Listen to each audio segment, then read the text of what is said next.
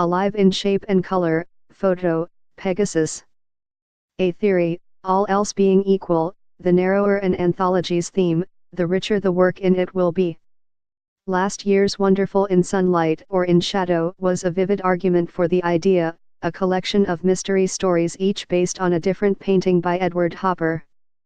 Edited by the legendary Lawrence Block, its authors all somehow captured Hopper's sense of loneliness and longing, feelings uniquely suited to the mystery genre, already full of lost souls from a different angle.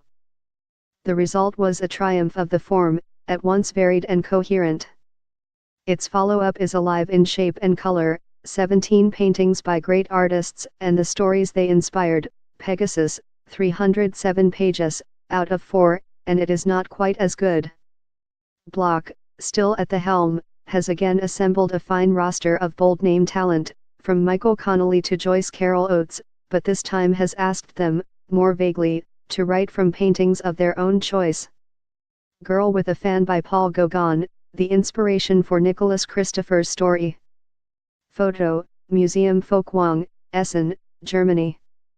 The first result of this is too many impressionists, a curse on our culture generally, and the second is a lack of urgency, a feeling that the stories don't especially resonate with one another. There are standouts, to be sure. The difficulty is that they stand out. The strongest story here is Girl with a Fan by Nicholas Christopher, which walks a Gauguin backward and forward through time, until its narratives magically coalesce around a single enigmatic painting. The cleverest is A Significant Find, in which Jeffrey Deaver deploys the famous cave paintings at Lascaux as the ultimate red herring. Mixed in with these are a few charming quick hitters, the best of which are Lee Child's Pierre, Lucien and Me, about a conman who develops a deathbed conscience over Renoir, and Block's own meditation on Michelangelo's David, featuring the inimitable Matthew Scudder. The longer stories are mixed in quality. Oates has a nicely surreal horror riff on Balthus, exactly the artist, the creepiest genius of the last century.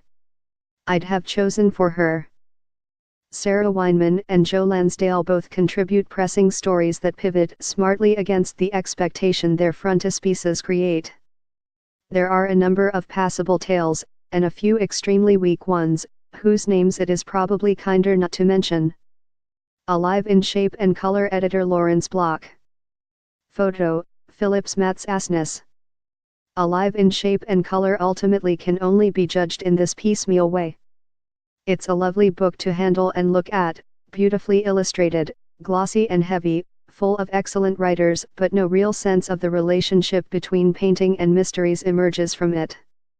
What would these diverse writers have made together of the artist who inspired Lansdale's story, Norman Rockwell, our great narrative painter, one wonders?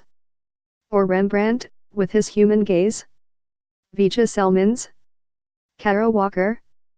Just not Monet, please, anyone but Monet. Charles Finch is author of the Charles Lennox Mystery Series.